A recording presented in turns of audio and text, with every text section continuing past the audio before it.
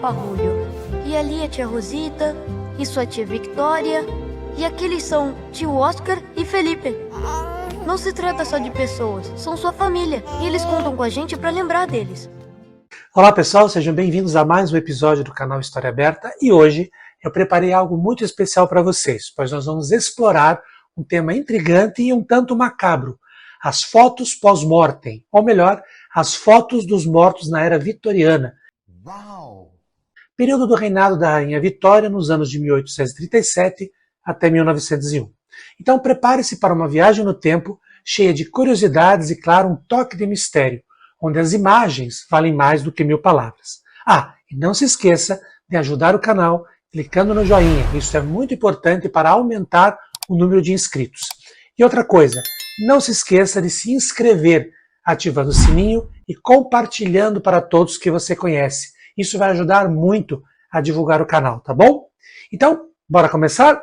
Mas atenção, tranquem as portas, fechem as janelas, iluminem bem a sala e vamos lá.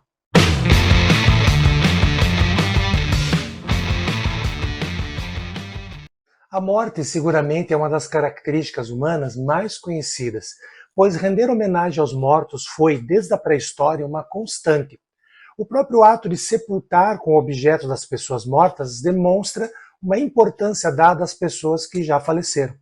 Podemos citar, claro, o Egito Antigo, que criou formas de conservar os corpos, bem como a aparência das pessoas com máscaras mortuárias ou até na arte em paredes ou também em estátuas. Os gregos e romanos também homenageavam seus mortos tanto em arte tumular, mosaicos e afrescos, mostrando a importância das pessoas na sua sociedade. Isso prosseguiu no Renascimento, onde pessoas abastadas dispendiam altas somas em dinheiro para retratar seus entes queridos e, claro, para ter, após a morte, lembranças deles, que além de quadros podiam ser até mechas de cabelo, roupas, etc. Essa prática durou por vários séculos antes do advento da fotografia e era chamado de memento mori, ou seja, traduzido do latim, lembrança da morte. Uma lembrança viva de que todos um dia iriam pelo mesmo caminho. Eu vou morrer! Porém, pelo alto valor das pinturas, somente pessoas da nobreza ou burguesia conseguiam pagar a arte. Imagine ter seu retrato, por exemplo, feito pelo popstar da Renascença, Leonardo da Vinci.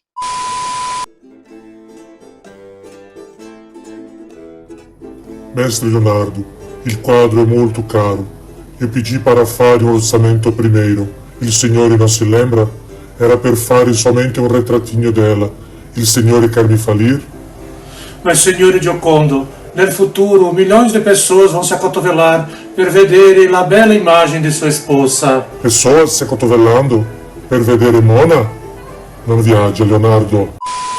O simbolismo pintado em quadros tentava amenizar a dor da perda, ou, claro, explicar a morte para aqueles que a temiam. A tentativa era mostrar como foi a vida da pessoa para todos e dar um vislumbre do fim que certamente todos alcançariam. Muitas vezes os quadros mostravam cenas onde o falecido aparecia praticando um hobby, brincando com o brinquedo favorito, no caso de uma criança, ou fazendo carinho em um animalzinho. Também haviam cenas com imagens subliminares, mostrando a profissão do morto ou o vazio da perda. Um exemplo é o quadro da rainha da França, Maria Antonieta, com seus filhos, onde o berço vazio mostra o falecimento recente de seu último filho. Agora imagine-se na Inglaterra do século XIX. A era vitoriana e a Revolução Industrial estavam a todo vapor. As pessoas ricas vestiam roupas elegantes, usavam aqueles chapéus incríveis e viviam uma vida de modernidade e também muito conforto.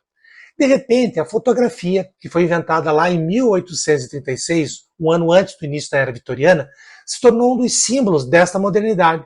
E o preço, novamente, foi uma barreira para que todos pudessem ter suas recordações. Esta nova arte, por muito tempo, alcançaria somente os mais abastados. Bando de burguês, safado! E por que essa moda cresceu tanto na era vitoriana? Bem, nas décadas de 1800, os ingleses estavam intimamente familiarizados com a morte. Isso mesmo, familiarizados. As guerras do século XIX e suas consequências também deixaram uma carnificina em massa na forma de epidemias e suicídios de soldados, bem como a morte por dependência de ópio e alcoolismo. Também podemos citar a mortalidade infantil, que era uma constante também. Estima-se que a cada 100 crianças nascidas, 57 morriam antes dos 5 anos, e sendo muito maior na América do que na Europa. Pessoas da mesma família podiam morrer em questão de horas e ser sepultadas juntas. Varíola, tifo e febre amarela afligiam as massas, especialmente nas periferias e municípios lotados, e não existiam antibióticos ou vacinas, nem a maioria dos procedimentos médicos e sanitários que nós conhecemos hoje. E para piorar, havia o medo de ser enterrado vivo, o que acontecia com regularidade e assustadora, principalmente com vítimas em coma, confundidas com pessoas mortas. Isso tornou-se então uma fobia na era vitoriana. E com a chegada da fotografia, fotografar os mortos durante o velório se tornou um ritual de luto para as pessoas. Fotógrafos pós-mortem tinham um slogan: protejam a sombra antes que a substância desapareça. Hoje a fotografia pós-mortem pode parecer até macabra para nós, mas para as pessoas da época era uma maneira de lidar com a morte onipresente e homenagear também seus entes queridos, lembrando deles no dia a dia. Pois em muitos casos, imagens fotográficas do falecido eram as únicas formas de recordação. Assim, a fotografia pós-mortem não buscava apenas captar a imagem do ente querido, mas frequentemente tentava fazer o falecido parecer vivo. Isso mesmo. E lembrando que na época não tinha Photoshop. Grandes esforços eram feitos para posar o falecido, criando álbuns em poses realistas e em cenários com familiares. Mas calma, não estamos falando de um álbum de fotos comum, pois as imagens eram cuidadosamente montadas.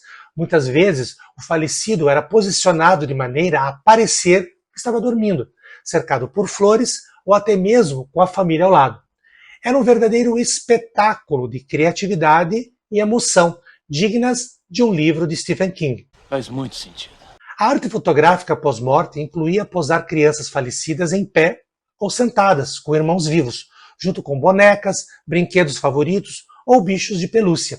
Imagine você precisando tirar uma foto dessas, segurando a mão de uma pessoa morta e seu pai falando: Segura a mão dela, para de frescura.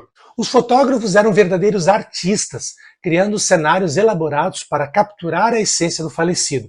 A fotografia vitoriana usava técnicas para adicionar um ar de vida aos cadáveres e esconder sinais de decomposição. A coloração era adicionada para realçar a palidez de uma pessoa falecida, com bochechas ou lábios rosados. Outra técnica, que era executada com sucesso, variando do pungente ao medonho, era pintar os globos oculares abertos em pálpebras fechadas, ou até nas lâminas de vidro usadas na revelação das fotos da época. Nas técnicas fotográficas do século XIX, havia a necessidade de ficar imóvel por alguns minutos, para que a foto saísse perfeita. Por isso, algumas pessoas aparecem desfocadas, mas a pessoa morta aparecia mais nítida, pois estava, claro, imóvel. Arrepiou minha epiderme. E como as pessoas se sentiam em relação a isso? Bem, para muitos, era uma forma de lidar com a dor da perda, pois a morte não era um tabu como hoje em dia, mas sim, claro, uma parte natural da vida. Hoje, a morte é escondida e os rituais de homenagem e sepultamento são rápidos e muitas vezes longe do aconchego do lar que um dia foi deles. As fotos serviam como um consolo, permitindo que as famílias mantivessem a memória viva. É claro, como tudo na vida, existem pessoas que acham isso um pouco esquisito hoje em dia. Mas quem somos nós para julgar? Cada época tem suas peculiaridades. Aplausos. Ao longo do tempo, essa prática foi se tornando mais barata e mais pessoas agora podiam pagar, inclusive as menos abastadas, e assim começaram a tirar fotos de seus entes falecidos, aumentando o número de registros pós-mortem existentes no mundo. Não é de se estranhar que surgiu no século XIX a cultura de reunir toda a família no momento do falecimento de um integrante e registrar a única foto da família. E quando essa prática acabou? Bem, a ideia de fotografar os mortos ainda existe, porém ela está voltada ao trabalho dos legistas. A prática de conservar o retrato para a memória foi acabando aos poucos durante o século XX com a popularização das máquinas fotográficas, mas deixou um legado fascinante. Hoje, essas fotos são como janelas para o passado, nos mostrando não apenas pessoas, mas também os costumes e a forma como a sociedade encarava a morte naquela época. Uma verdadeira viagem no tempo e na cultura do século XIX. E aí, o que vocês acharam desse tema? Já tinham ouvido falar das fotos dos mortos na era vitoriana ou fotos pós-mortem? Então participe do canal, postando seus comentários. Isso é muito importante para que mais pessoas assistam e se inscrevam no canal.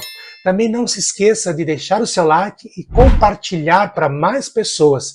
Vamos juntos explorar mais curiosidades incríveis da história, trazendo outras pessoas para o nosso clube. E não esqueçam, a morte não pode ser vista como o fim da história de uma pessoa. Devemos aprender com todos, seus dramas, suas alegrias e tristezas, pois só existem duas certezas na vida, quando nós nascemos e quando nós morremos. O que fazemos no meio é o que realmente importa, pois são elas as partes da nossa história. Até a próxima, pessoal!